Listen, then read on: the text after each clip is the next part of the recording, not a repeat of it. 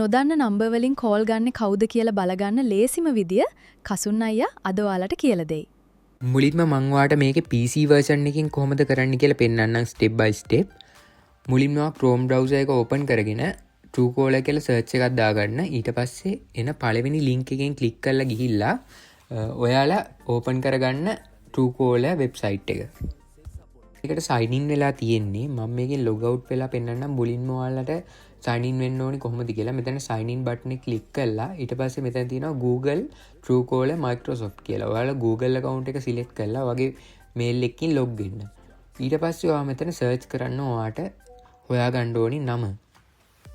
next step එක විදිහට ඔයාලා නොදන්න කෙනාගේ number එක මෙතන enter කරලා search icon එක උඩ එකපාරක් click එකක් දෙන්න. එතකොට ඔයාට මෙන්න මේ පේන විදිහට නම එයාගේ mail එකක් තියෙනවා නම් register වෙලා තියෙන mail එකත් එක්කම ඔයාට බලා ගන්න පුළුවන්. මේක website එකෙන් කරද්දී එකපාරක් දෙපාරක් තමයි බලා ගන්න පුළුවන් limit වෙනවා.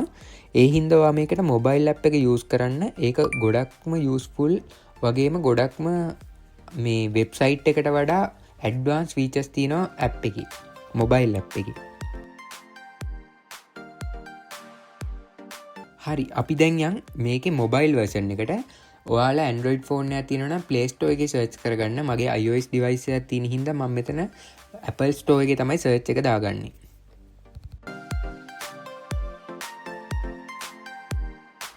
මම මේ app එක වැඩ කරන විදිහ ඔයාලට කිව්වොත් මේ app එකේ data collect කරන්නේ අපි මේ app එක download කරලා permission allow කරනවානේ. එතකොට අපේ contacts වල තියෙන details අපි මේකට නොදැනුවත්වම permission දෙනවා මේක allow කරන්න.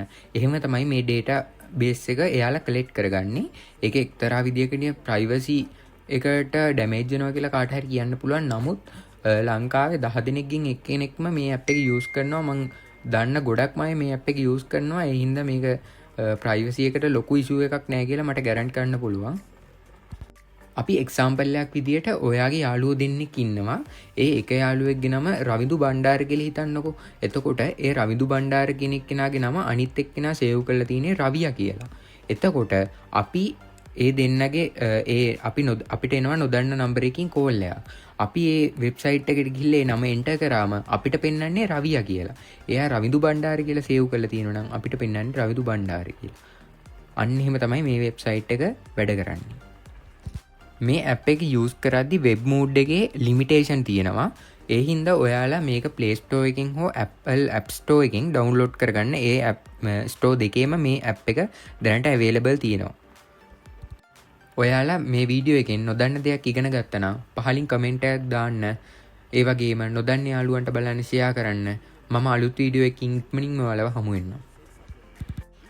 මම ඔයාලට මේ වෙබ් මෝඩ් එකකට පස්සේ ප්ලේ කරන වීඩියෝ එක කොහොමද මේ Android හෝ Apple device එකකට කොහොමද මේක setup කරගන්නේ කියලා පෙන්නන්නම් screen record එකකින්.